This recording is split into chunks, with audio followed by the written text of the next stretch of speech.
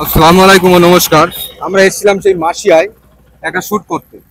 তো যাই হোক, আসার পথে রামচন্দ্রপুর গ্রাম পেলাম, এই আর কি মার্কেট পেলাম, একটা বাজার।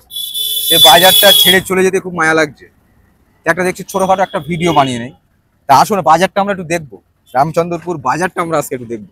আসেন, কেমন সবজির দাম কিংবা কেমন মার্কেটটা একটু খুঁজলে বেশ আমার তো মনে হয় ভালো লাগবে। এটা হচ্ছে ফলের মার্কেট।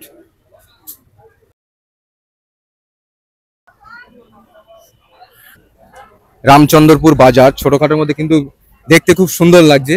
বেশ ছোটখাটো বাজার, একটা ছোটখাটো বলাটা আমার মনে হয় ভুল হবে, এটা বড়ই বাজার। যাই হোক, আমরা এবার সবজি মার্কেটটা ঢুকবো। এখানে সবজির দামটা কেমন অবশ্যই আমরা একটু জানবো। সবজি মার্কেটটা কিন্তু খুব সুন্দর। কেমন লাগছে আপনারা অবশ্যই কমেন্টে বলবেন। আর রামচন্দ্রপুর এলাকা থেকে যারা দেখবা তারা অবশ্যই একটু আমাদের জানাবে যে হ্যাঁ, আমরা রামচন্দ্রপুর দেখছি। এই সাইডটা মাছ বাজার আছে। রামচন্দ্রপুর বাজারটা কিন্তু খুব সুন্দর। এখানকার সবজিগুলো অ্যাকচুয়ালি সবই টাটকা আমার তো মনে হয়, কারণ আশপাশে ব্যাপক আকারের সবজি চাষ হয় শুনেছি, যেটা অ্যাকচুয়ালি আমাদের দেখা নেই। তা আপনাদের কেমন লেগেছে অবশ্যই রামচন্দ্রপুরের বাজারটা অবশ্যই কমেন্টে বলবেন। বেগুনগুলো কত দাদা? বেগুনগুলো কিন্তু খুব সুন্দর, মাকড়া বেগুন। কত বললেন দাদা কিলো? 60 টাকা কিলো।